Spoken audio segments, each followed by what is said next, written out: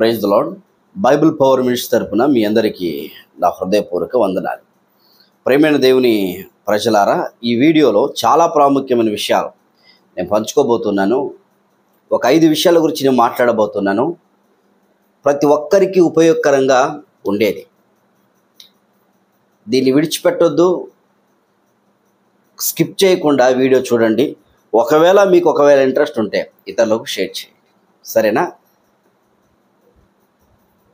మొట్టమొదటిగా క్రైస్తవ సమాజంలో జరుగుతున్న గందరగోళమైన పరిస్థితి గురించి నేను మాట్లాడుతూ ఉన్నాను.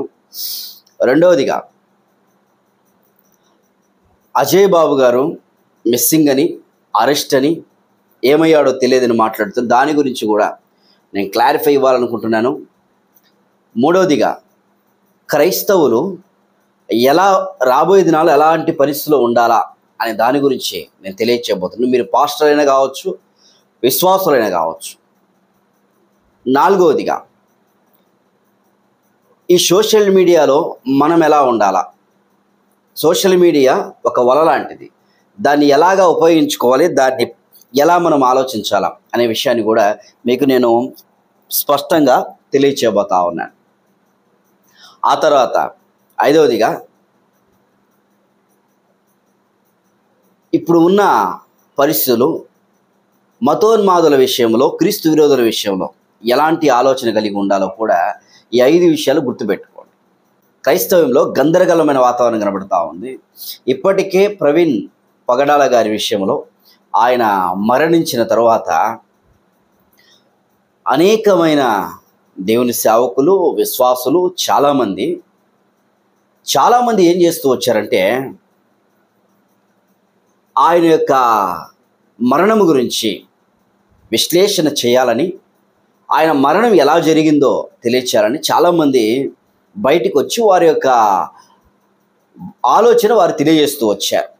ఏం జరుగుతుందో తెలియని పరిస్థితులు ఎలా ఉంటుందో ఆలోచన జరుగుతూ ఉంది. అది డీల్ చేస్తూ ఉన్నారు, కేసు అంటూ. తర్వాత ఇంకా అనేకమైన CCTV కెమెరాలు, ఇవన్నీ మనము చూస్తూ ఉన్నాం. వీటి పరిస్థితుల్లో క్రైస్తవ గందరగోళంలోకి వెళ్ళింది. ఆలోచించండి. గందరగోళంలోకి వెళ్ళి మాట జారుతూ ఉంది, చేతులు కూడా జారే పరిస్థితులు ఎదురవుతూ ఉంది. క్రైస్తవ్యం అంటే ఏంటో కూడా మనము ప్రజలకు చూపించిన పరిస్థితులు ఎదురై సహనంగా చూపిస్తూ ఉన్నాం. ఎక్కడో ఒక చోట కొంతమంది కొన్ని మాటలు దొరకట వలన ఇబ్బందికరమైన పరిస్థితులు కూడా ఏర్పడుతూ వచ్చాయి.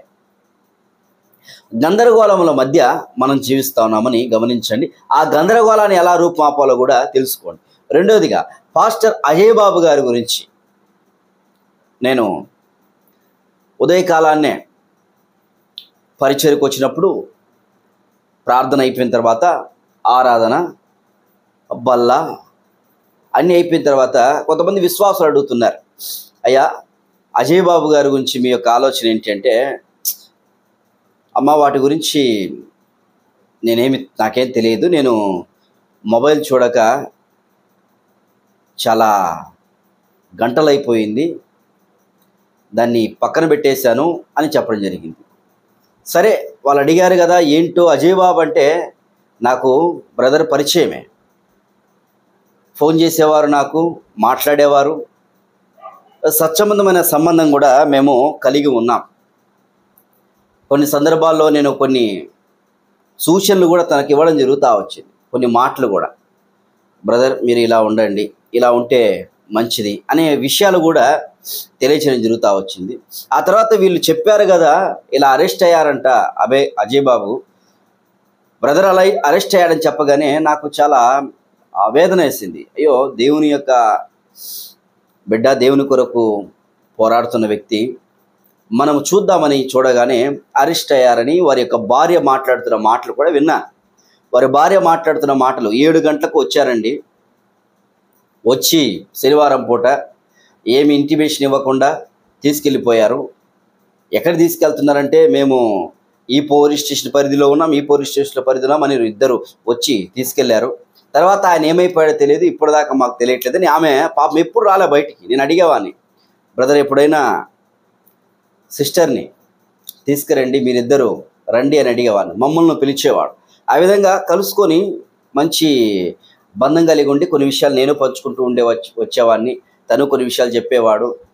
బ్రదర్ కొంచెం తొందర తగ్గించండి, ఎలా పడితే అలా మాట్లాడకుండా కొంచెం సౌమ్యంగా, పరిస్థితులు బాగలేవని చాలా సందర్భాల్లో నేను కూడా చెప్పడం జరుగుతూ వచ్చింది.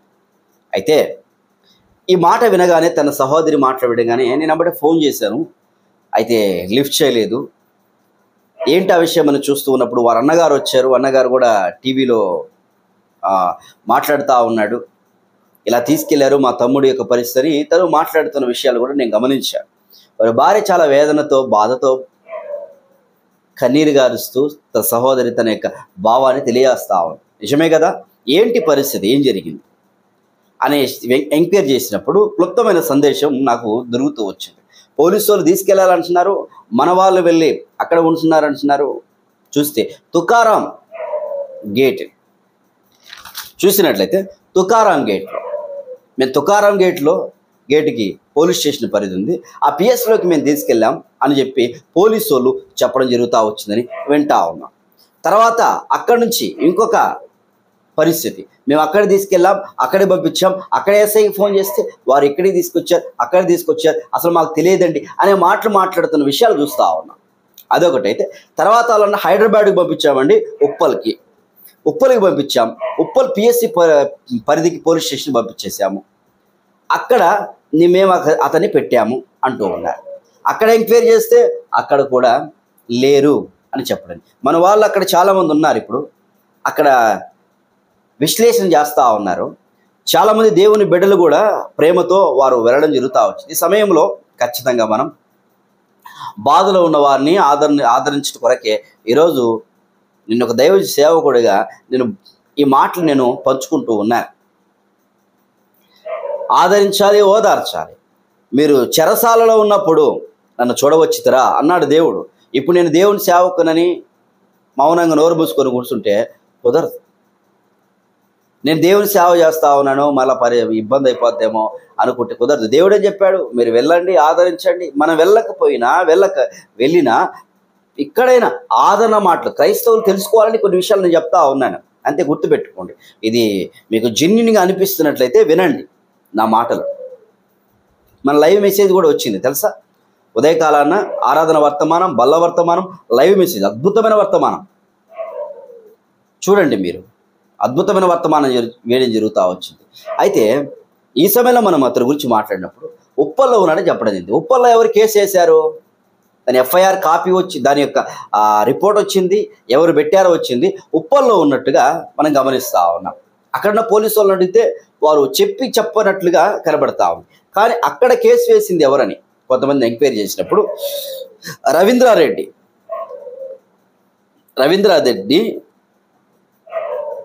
కొట్లగోమల రవీంద్రారెడ్డి అనే వ్యక్తి కేసు వేశాడు. అక్కడ ఎందుకు కేసు వేశాడు కూడా నేను చెప్తాను, మాట్లాడతాను. అక్కడ కేసు వేశాడు. ఎందుకు కేసు వేయడం జరుగుతూ వచ్చిందంటే, ఈ ప్రవీణ్ పగడాల గారి విషయంలో అజయ్ బాబు గారు చాలా ఎక్కువగా మాట్లాడుతూ వచ్చాడు.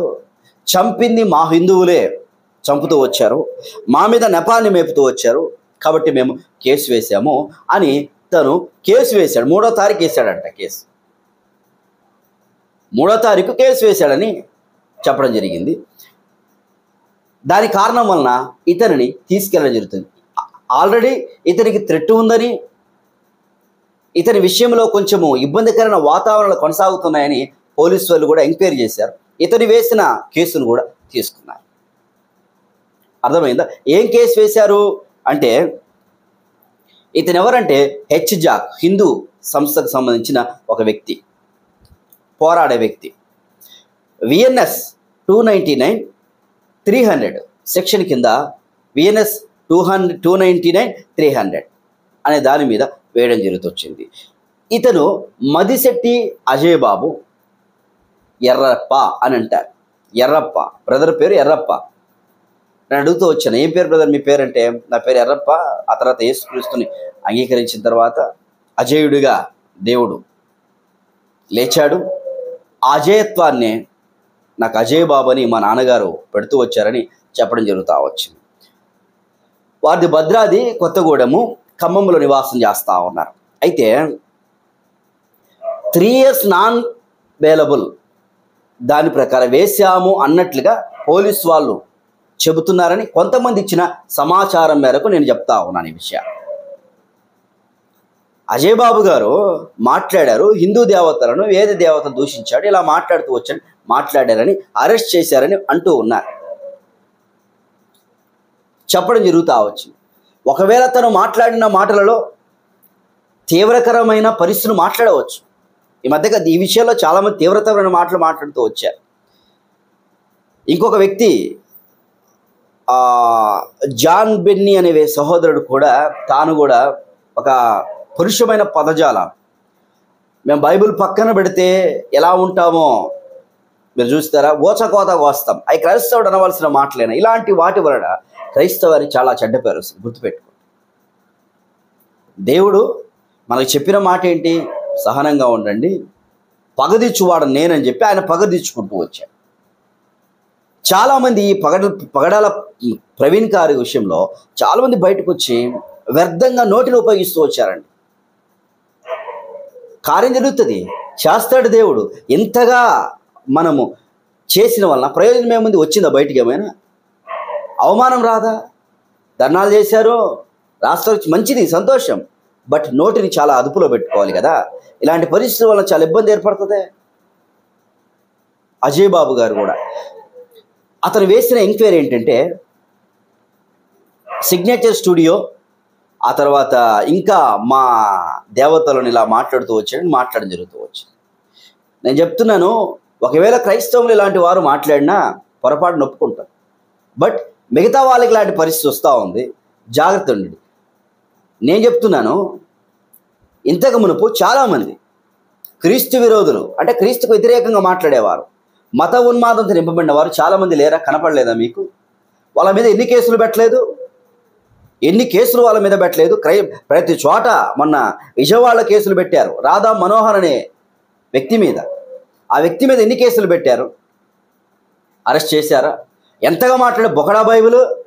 అరే ఎంత బాధకరంగా మాట్లాడారు. క్రైస్తవులు ఎప్పుడు కూడా ఇట్లా ఏ దేవతలను తిట్టలేదే, ఏ దేవతలను మీరు పూజించేవారిని ఎప్పుడు కూడా మాట్లాడలేదే పరిస్థితులు. ఆ గ్రంథాల్లో ఉన్న విషయాలను తెలియజేస్తూ చెబుతూ వచ్చారు. ఆ గ్రంథాల విషయాలను పంచుకో. కాకపోతే ఎవరో కొంతమంది వ్యతిరేకంగా మాట్లాడడం వలన ఇబ్బంది ఏర్పడుతూ వచ్చింది. కానీ ఈ రాధా మనోహర్ కావచ్చు, ఇంకా కరుణాకర్ కావచ్చు, తర్వాత ఇంకా కొంతమంది వ్యక్తులు సహోదరులు, వాళ్ళ మేము సహోదరులని స్పందిస్తూ ఉన్నాం.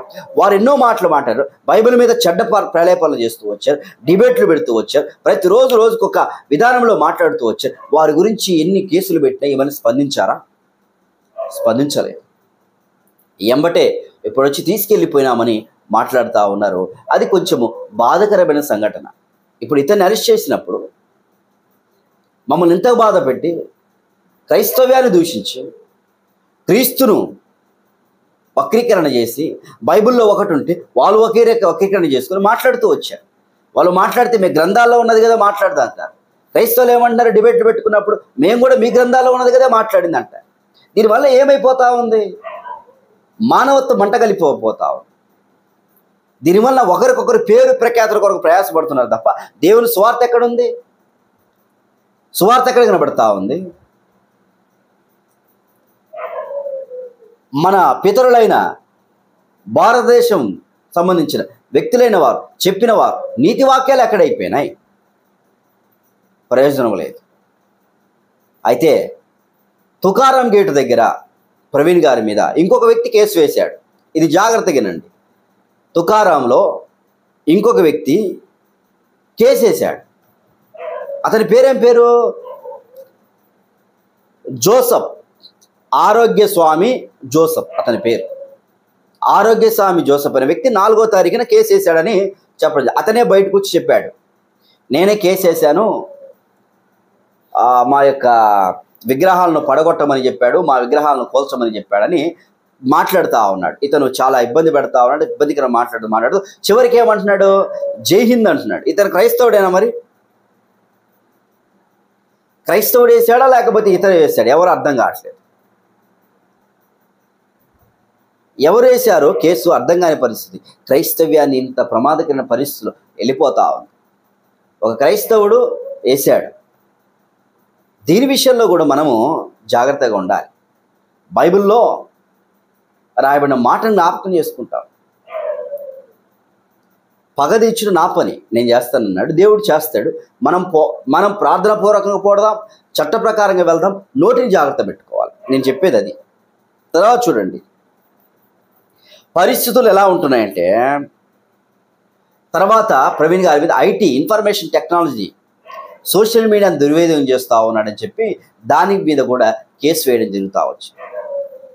ఇది ఎంతవరకు వాస్తవం, ఎంతవరకు కరెక్ట్గా జరుగుతూ ఉంది, ఏ విధంగా వెళ్తూ ఉంది అనే సంఘటన జ్ఞాపకం చేసుకుంటే కరెక్ట్ అసలు తీసుకెళ్లారా తీసుకెళ్లేదా అని చూస్తే వారు తీసుకెళ్లామని పోలీసు వాళ్ళు చెప్పట్లేదు, తీసుకెళ్తున్నాము అని చెప్పట్లేదు. ఏదేమైనా రెండు పడవల మధ్య ఉంది. నేను చెప్పే విషయం ఏంటంటే, ఇప్పుడు ప్రవీణ్ గారిని అరెస్ట్ చేశారు.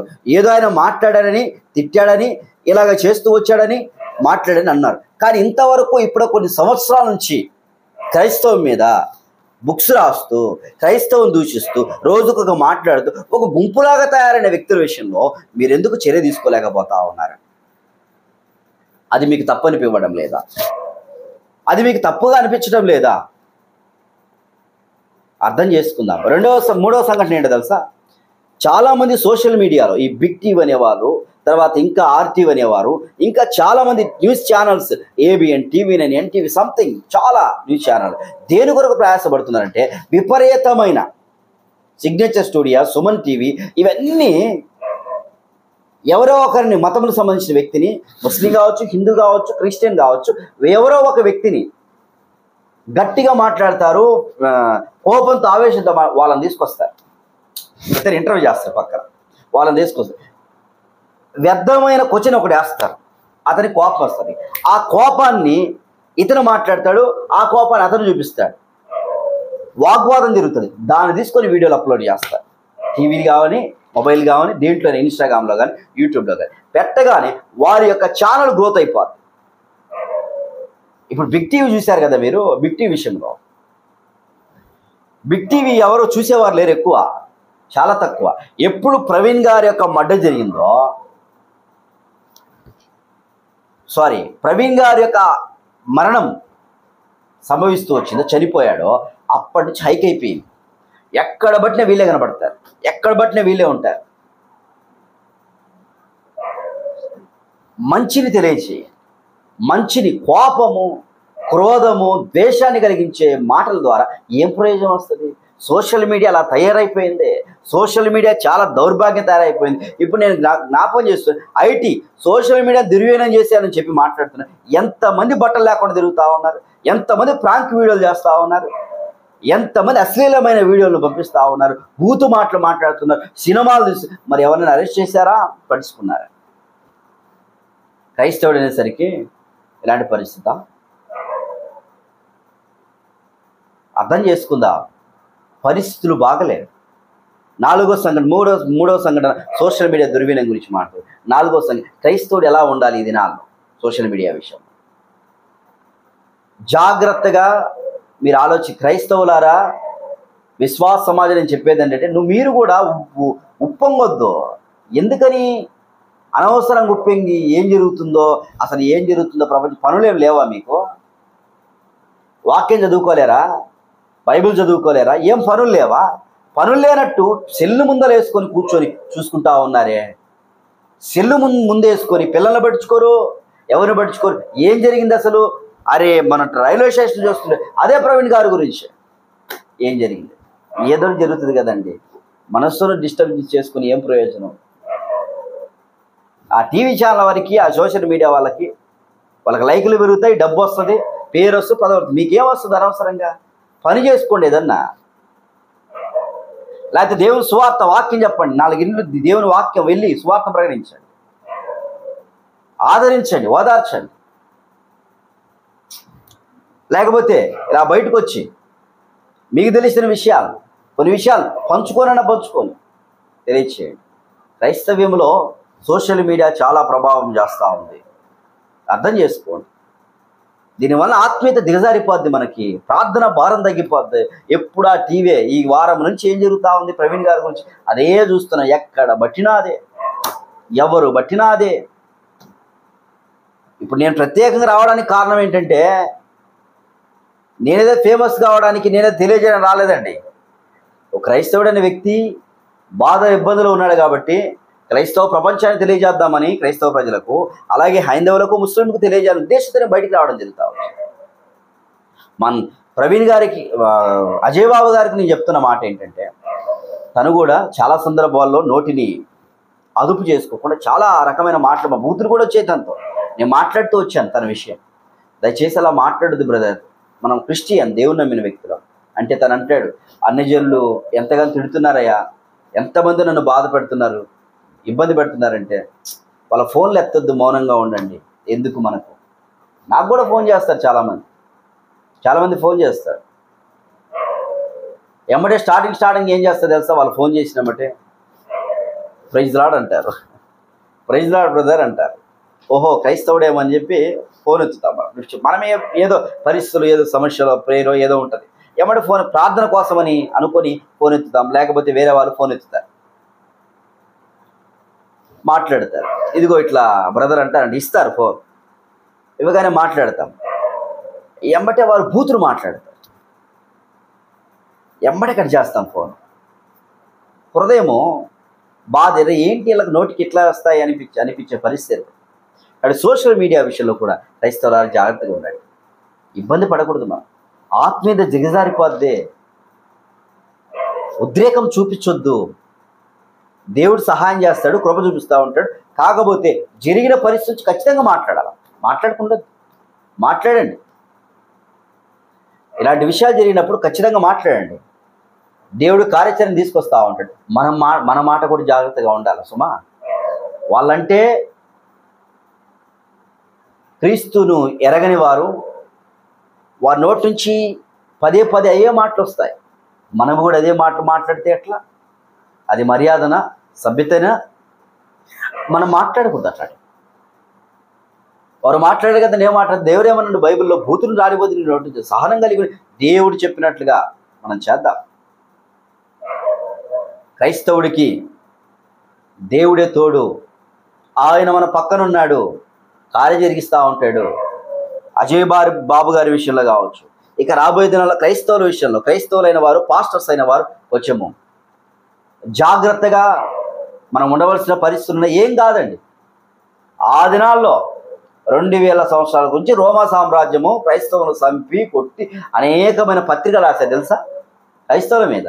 రోమా సామ్రాజ్యం, ఇస్రాయేల్ దేశము, అనేక మంది ప్రతిదోట, పాకిస్తాను, బంగ్లాదేశు, రష్యా, చైనా, అలాంటి ఘోరమైన కఠినమైన శ్రమలను చూస్తే ఇవి ఏంటివి? పిల్లకాలువలు ఇవి. దేవుడు చూసుకుంటాడు, ఆయన కార్యం జరిగిస్తాడు.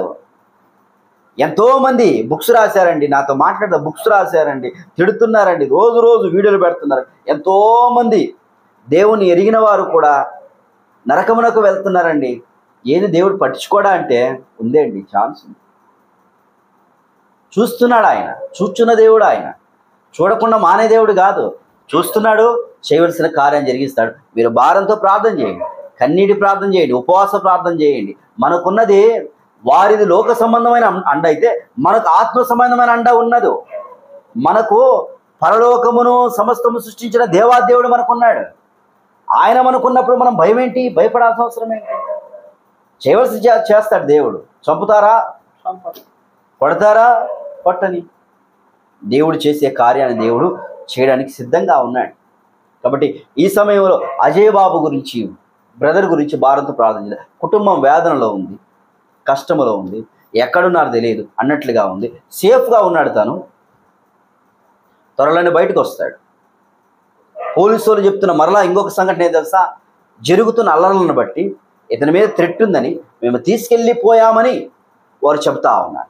2 రకాల మాటలు మాట్లాడుతూ ఉన్నారు. ఏదేమైనా మనం భారంతో ప్రార్థన చేద్దాం, దేవుని యొక్క సన్నిధిలో మొరపెడదాం. ఇప్పుడు ఇతన్ని అరెస్ట్ చేశారు, చాలామంది క్రైస్తవం దూషిస్తున్నారండి.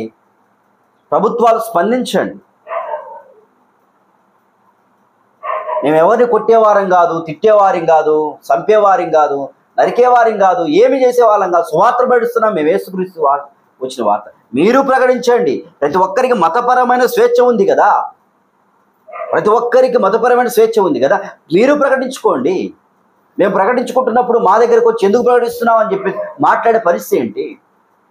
ఇస్కాన్ వాళ్ళు ఎంతగా ప్రచారం చేస్తూ ఉన్నారు. ప్రతి దేశంలో మారుస్తూ వచ్చారు, ప్రతి దేశాన్ని మార్చారు. అక్కడ క్రైస్తవులు కొట్టారా, వాళ్ళని తిట్టారా, ఇలా మీద దాడులు చేస్తూ క్రైస్తవ మీద ఎన్ని దాడులు, ఎన్ని చర్చలు కొలగొట్టారు, ఎంతమంది క్రైస్తవులు బాధ పెట్టారు, తిట్టారు, కొట్టారు, అనేక రకంగా హింసలు పెట్టి అరెస్టులు చేసి ఎంతో బాధపరిచారు. మేము అలా చేయలేదే. అక్కడ క్రైస్తవులు అనేక ఇస్కాన్ వాళ్ళు ఎంతగానో చేస్తూ వచ్చారు. హిందువులైన వారు అక్కడ వెళ్ళి చేస్తూ ఉన్నారు. అది మత మార్పిడి కాదా? ఎవరి యొక్క రాజ్యాంగ ప్రకారం ప్రకటించుకుంటారు. మేము ఆ దేశం నుంచి వచ్చామా లేకపోతే ఇక్కడి నుంచి వచ్చామా? ఇక్కడ నుంచి వెళ్ళిన వారు అక్కడ ప్రకటిస్తున్నారు. ఎంతమంది మారిపోయినారు. వాళ్ళు వచ్చి ఇక్కడ గుడులలో దర్శిస్తూ ఉన్నారు. అది మీ ఇష్టం, దర్శించుకోండి. సత్యాన్ని గ్రహించండి. సత్యం ఏంటి అసలు? బైబిల్ ఏం చెప్పింది? ఒకవేళ చాలామంది డిబేట్లు పెట్టుకున్నా కూడా సత్యం కొరకు ప్రయాసపడాలి. సత్యం మిమ్మల్ని స్వతంత్రులుగా చేయునుగాక. అసతోమా సత్యమయ్య, తమసోమా జ్యోతిర్గమయ్య, మృత్యోంగమ అమృతంగమయ్య అనే మాట మనం వింటా ఉన్నాం. సత్యము స్వతంత్రులుగా చేస్తుంది. కాబట్టి ఆలోచిద్దాం, దీని గురించి భారంతో ప్రార్థన చేద్దాం. ఇలా జరిగిన సంఘటనల గురించి ప్రభుత్వాలు ఖచ్చితంగా పట్టించుకోవాలా? ఇద్దరి మధ్య స్వచ్ఛమైన మేలు కలిగేటట్లుగా చేయాలి. ఎంతోమంది మనల్ని కొట్టుకుంటూ చూడాలని ట్రై చేసేవాళ్ళు అనేక టీవీ ఛానళ్ళ వారు, ఎవరో జెన్యున్గా కొంతమంది మాత్రమే కనబడతా ఉంటారు. ఆలోచించండి. ఈ మధ్యకాలం అజయ్ బాబు గారు చాలా టీవీ ఇంటర్వ్యూ ఇస్తూ వచ్చారు. మనం పాపులారిటీ కావడం వలన ఏమైందంటే అనేక కళ్ళు మన మీద పడతాయి, అనేక కళ్ళు పడతాయి. ఆ సమయంలో మన మాట చాలా జాగ్రత్తగా ఉండాలా. వాళ్ళు మనల్ని రెచ్చగొడతారు, మనల్ని చాలా బాధ పెడతారు, రెచ్చగొట్టి మాట్లాడంటారు. ఆ సమయంలో మనం మాట్లాడితే మనమే కదా నష్టపోయేది. మన పిల్లలు ఉన్నారు, నష్టపోతూ ఉంటాం. మనం సంఘం ఉంది, నష్టపోతాం. సమాజం ఉంది. కాబట్టి అర్థం చేసుకుందాం. యేసుక్రీస్తు వారు ఆయన స్వస్థతలు అద్భుతాలు చేసినప్పుడు ఎవరికి ప్రచురం చేయొద్దని, ఎందుకు పాపులర్ అవుతాడు, ఎక్కువ పేరు వస్తుంది, అనేక మంది ఆయన దగ్గరకు వస్తారు. ఆ సమయంలో అనేక మంది కళ్ళు యేసుక్రీస్తు మీద పడతాయి. అందుకని నన్ను ప్రచురం చేయొద్దు అన్నాడు. ఆగిపోయాడు. చాలాసార్లు సువార్త ఎక్కువగా ప్రభావితం చూపిస్తూ వచ్చింది. ఈ దినాల్లో మనం సోషల్ మీడియాలో కనబడడం ఎక్కువ, దేవుడు మనలో కనపడడం తక్కువ. మనలో దేవుడు కనపట్లా, మనలో మనమే కనబడతా ఉన్నాం. దేవుడు మనలో కనబడగలుగుతున్నాడా? దయచేసి అర్థం చేసుకుందాం. దీని గురించి ప్రార్థన చేద్దాం. అజయ్ బాబు గారి గురించి భారంతో ప్రార్థన చేద్దాం. ఇక రాబోయే సంఘటనల గురించి ప్రార్థన చేద్దాం. ప్రభుత్వాలు చర్య తీసుకోకపోతే ఇది చాలా ఇబ్బందికరం ఏర్పడుతుందండి. ఒకరినొకరు తిట్టుకుంటారు, కొట్టుకుంటారు. అనేక మంది వ్యతిరేకమైన మాటలు మాట్లాడతారు. వాళ్ళు డబ్బు వస్తుంది వెనక తెలుసా? అనేక మంది వీడియోలు పెడుతున్నారు కదా, దేవుని అడగని వారు ఫోన్పే, గూగుల్ పేలు పెడతారు, గ్రూప్స్ యాడ్ చేస్తారు, సొసైటీని స్టార్ట్ చేస్తారు. లక్షల రూపాయల డబ్బులు వారి అకౌంట్లో ఉంటుంది. వారి అకౌంట్లో లక్షల రూపాయల డబ్బులు చేరిపోద్ది. దాని కొరకు వాళ్ళు ప్రయాసపడుతున్నారు. ఏదో హిందువులను బాగు చేద్దామనో, క్రైస్తవులను బాగు చేద్దామో, లేదా ముస్లిమ్స్ను బాగు చేద్దామో, ఇంకా ఏదో సమాజాన్ని ఉద్ధరిద్దామో కాదండి. ఆలోచించండి. వారి వెనక డబ్బు చాలా ఉంటుంది. దాని కొరకు ఇదే వారి యొక్క ఉద్యోగంగా ప్రభావపడుతున్నారు. కాబట్టి అందరినీ రెచ్చగొడితే టీవీ వాళ్ళు ఎందుకు రెచ్చగొట్టి వీడియోలు పెడతారు తెలుసా? సోషల్ మీడియాలో ఫేస్బుక్ వాళ్ళు, యూట్యూబ్ వాళ్ళు కానీ రెచ్చగొట్టి వీడియోలు పెడతారు. ఇదిగో ఇక్కడ చచ్చిపోయింది ఏమా, ఇదిగో ఈయన మరణించాడు, ఇదిగో మర్డర్ జరిగింది, ఇదిగో చావులే. డబ్బు వస్తుంది. దయచేసి అర్థం చేసుకోండి మాటలు. ఒక దేవుని సేవకునిగా మీ అందరి యొక్క శ్రేయస్సును కోరే మీ సహోదరుడిగా నేను మాట్లాడుతూ ఉన్నాను. ఈ 5 మాటలు మీరు విన్నారు. మొట్టమొదటిగా క్రైస్తవుల గందరగోళం, ఆ గందరగోళంలో ఉద్రేకం దారి చూసుకోవద్దు. రెండోది అజయ్ బాబు గారు ఇప్పుడు ఎక్కడున్నాడు, ఆయన పరిస్థితి ఏంటి, ఎలాంటి పరిస్థితులు ఏర్పడతా ఉన్నాయి అనేది మనం చూస్తూ వచ్చినాం. మూడవదిగా సోషల్ మీడియాలో క్రైస్తవులు ఎలాగా ఉండాలి, దుర్వినియోగం చేసుకోవద్దని చూసా. నాలుగవదిగా మనం మాట తీరు గురించి నేను మాట్లాడుతూ వచ్చిన. ఐదవదిగా ఈ సమయంలో మన మీద వారు నేరారోపణ చేసి కేసులు పెట్టి ఇబ్బంది పెడుతున్నట్టుగా వాళ్ళ మీద ఎందుకు తీసుకోలేదు, దాని గురించి చట్టపరమైన తీసుకోవాలని నేను ఈ సమయంలో తెలియజేస్తా ఉన్నాను సభాముఖంగా ఇక సోషల్ మీడియా ప్లాట్ఫామ్ ద్వారా. కాబట్టి అర్థం చేసుకుందాం. భారంతో వేదనతో మనము సంఘాల్లో ప్రార్థన చేద్దాం, వ్యక్తిగతంగా ప్రార్థన చేయండి. తుది నిన్న ఆయనే తీసుకుంటాడు. హిందువులు, ముస్లింలు, క్రైస్తవులు అందరూ మంచోళ్ళండి, మంచోళ్ళందరూ. ఎవరో కొంతమంది చేసే డబ్బు కొరకు, పేరు కొరకు, ప్రఖ్యాతుల కొరకు చేసిన కారణం వలన ద్వేషభావ ప్రకటనలు చేస్తూ చాలామంది సమాధానం కోల్పోతున్నారు. ఇంతకుముందు ఎలా ఉండేది, ఎంత మంచిగా ఉండేది, ఇప్పుడు ఎందుకు ఇలా జరుగుతూ ఉంది? వెనక ఒక హస్తం పనిచేస్తూ ఉంది, వెనక కొంతమంది వ్యక్తులు పనిచేస్తూ ఉంటారు. వారికి ఒక టీం ఉంటుంది, వారు దాని కొరకు ప్రయాసపడతారు. పేరు కావాలా, డబ్బు కావాలా, వాళ్ళకి ఏమొద్దు వాళ్ళకి. కాబట్టి ఆలోచించండి, సత్యాన్ని గ్రహించుకొని పరిశుద్ధులైన దేవా మీ ఇచ్చిన గొప్ప రక్షకుడు స్తోత్రం. బ్రతిమలాడుతున్నాను. ఈ దాసుడు అజయ్ బాబు గారి గురించి ప్రార్థన చేస్తున్నాను, క్రైస్తవ గురించి ప్రార్థన చేస్తున్నాను, అనేక మంది గురించి ప్రార్థన చేస్తున్నాను. మీరే కృప చూపించి దర్శించండి దేవా. మీ బిడ్డకు ఆదరణ దయచేయండి దేవా. బిడ్డను మీరు 2 రోజులలో ఒక అద్భుత రీతిలో మా మధ్యకు, మా యొక్క బయటికి తీసుకురమ్మని వేడుకుంటూ కుటుంబానికి ఆదరణ దయచేయండి. యేసుక్రీస్తు నామమున ప్రార్థన చేస్తున్నాను తండ్రి, ఆమేన్. Praise the lord.